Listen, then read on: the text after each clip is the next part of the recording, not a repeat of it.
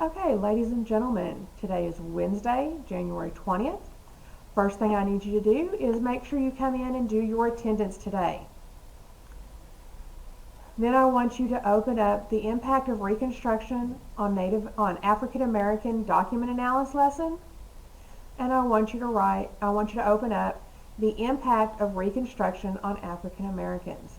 And when you open them, the first one you open is going to look like this, and the second one is going to look like this. This is where we're going to put all of our answers. So let's look at our learning targets. It says, analyze the political, economic, and social effects of Reconstruction in Texas, 7.5b, and identify the rights of Texas citizens during the Reconstruction era, 7.16a. On your answer document, you will analyze and summarize each of the 6 primary source documents. Remember to keep in mind that these are from the 1800s and by today's standards are not acceptable. So let's scroll down to our first one.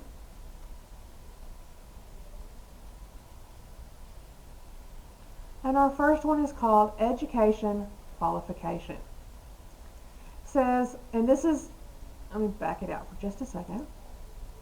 This is from Harper's Weekly. This is a political cartoon. And it says, Education Qualification. The black man ought to be educated the education qualification.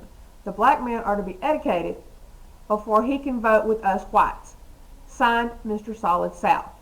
This was in Harper's Weekly, volume 23, January 18, 1879, on page 52. Now, what we're going to look at, I want you to look at A. Notice we have black people back here in the cabin.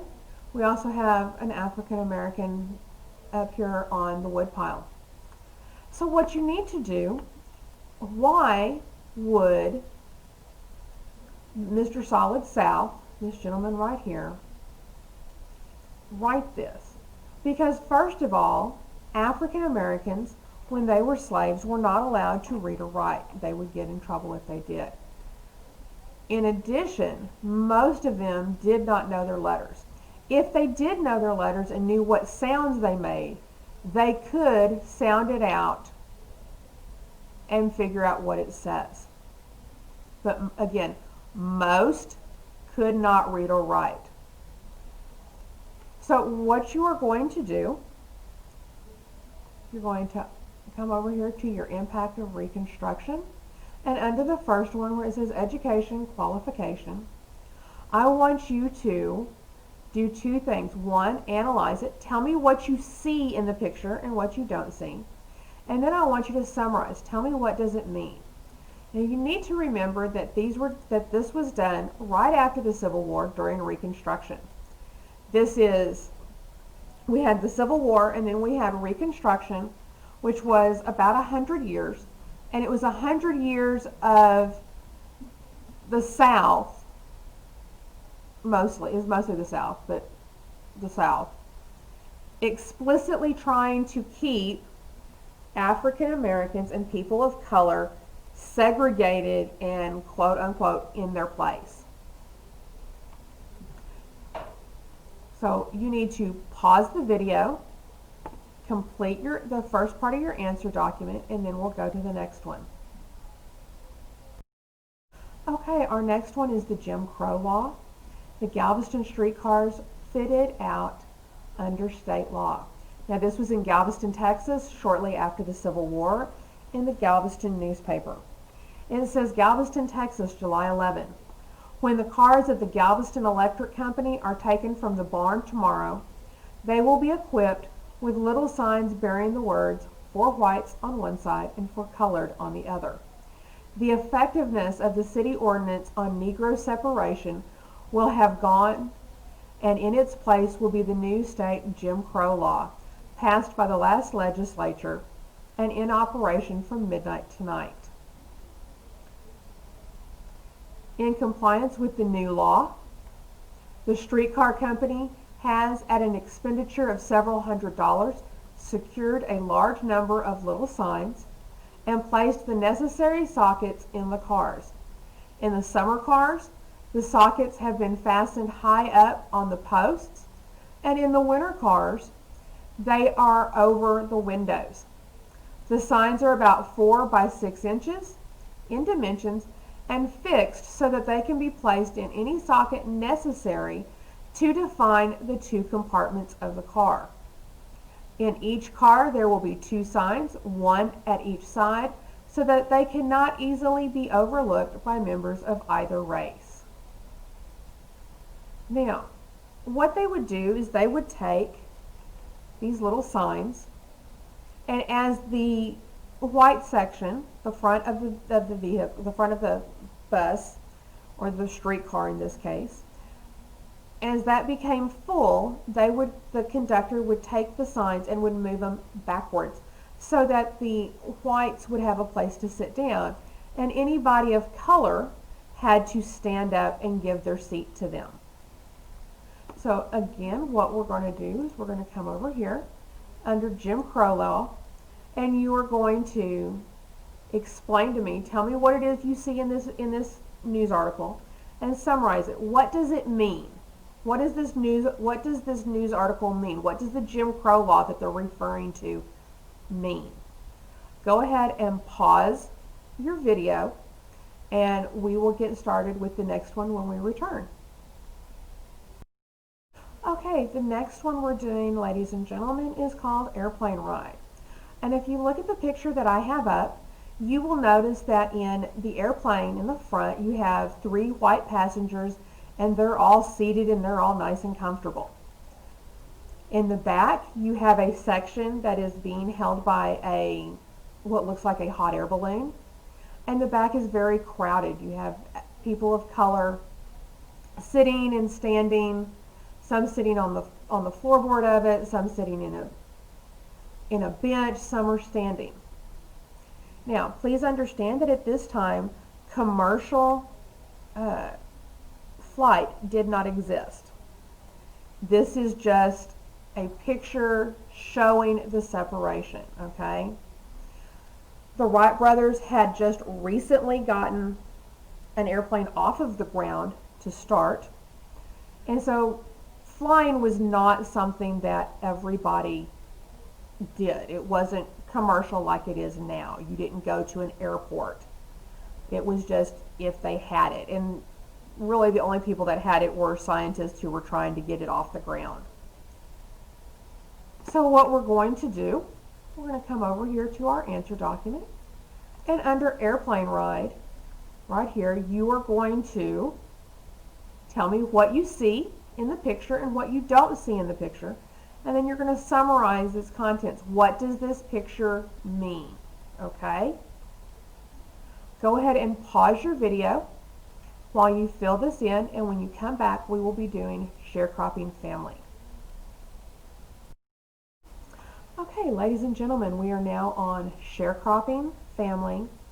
This is a photograph that was taken in 1900. It says landowners, usually formerly slave owners, permitted the tenants, usually former slaves, to work a piece of their land in return for a share of the crops that they produced, providing both parties with a chance to earn profit. However, most landlords created agreements that took all of the profits, leaving tenants increasingly and hopelessly in debt to the landowner each passing year. It was not uncommon for the contracts to be written up so that the landowner got the majority of the profit. In addition, most people of color at this time were still illiterate. Very few could read or write. Because they were illiterate, because they were, not even a generation out of slavery, 2 generations out of slavery, a lot of them did not own the tools and farm implements needed to work the land. So they would have to either rent them or buy them from the landowner. And they would do that, against whatever profit they got. So at the end, you know, when they harvested the cotton and they took it to sale, the landowner would say, okay, here's my percentage, here's your percentage to start. Now here is what you owe me for this, this, this, this, this, and take it off. And they would be left with very little, if anything. Okay? So what I want you to do now, come over here to Sharecropping Family, and you're going to describe the picture to me. What does it look like? What do you see and not see? And then summarize what it means under here, under Sharecropping Family. Now I will come back over here and we're going to blow up the picture so that when you pause your video, it's easier to see, okay? Dad, too far. Dadgummit. Let's try this again. There we go. Okay, so go ahead and pause your video so you can fill in your information. And when we come back, you will be going to the next one. Okay, so this political cartoon, you have African American and 2 white men, and it says, the caption underneath says, "Of course he wants to vote the Democratic ticket." This was in Harper's Weekly, October 21st, 1876. So again, we're still in the midst of Reconstruction. And I want to blow this up just a little bit so we can look at it. There. And if you notice, you have white people back here looking on. You have somebody over here looking on. And I don't know about you, but if I had 2 men holding a gun to my head, I would vote any way they asked me to. At the time, the Democratic ticket is what most Southern landowners voted. The Republican ticket is what most Northern people voted. Okay? So go ahead and pause your video while you fill in. I want you to describe the picture to me and explain to me what it means. What were they trying to force him to do? Okay? Okay, ladies and gentlemen, this is our last one. It says, and this was a book, this is parts of a book that was given to every colored man. And it says, "To colored men of voting age in Southern states. As citizens of the United States, you cannot value too highly your right to vote, which is an expression of your choice of the officers who shall be placed in control of your nearest and dearest interests. You should vote at every election. In national and congressional elections, vote for the best interests of the country. In local elections, vote for the best interests of the community in which you live." And then down here on this page, it says, "The things that qualify a colored man to vote in the Southern states. In order that you may know what will be demanded of you to vote under the constitutions and laws of several of the Southern states, we give below the substantial requirements of each, to wit, in Alabama, Louisiana, Mississippi, North Carolina, South Carolina, Virginia, and Tennessee. You must pay your poll tax, that is money you had to pay in order to be able to vote. You must register and hold your certificate of registration. If you can read and write, you can register. In Alabama, Louisiana, and South Carolina, if you cannot read and write, you can register if you own $300 worth of property. In Arkansas and Georgia, you must pay your poll tax. In Florida, Kentucky, Texas, and West Virginia, you must reside in the state." And then over here on this side, it says, "In Texas, must reside in the state for 1 year and in the county for 6 months. An annual poll tax of $1.50 is required of every person under 60 years of age, but is not a prerequisite of the exercise of the right to vote." These are excerpts from a book entitled "What a Colored Man Should Do to Vote," and this is in the Library of Congress. So go ahead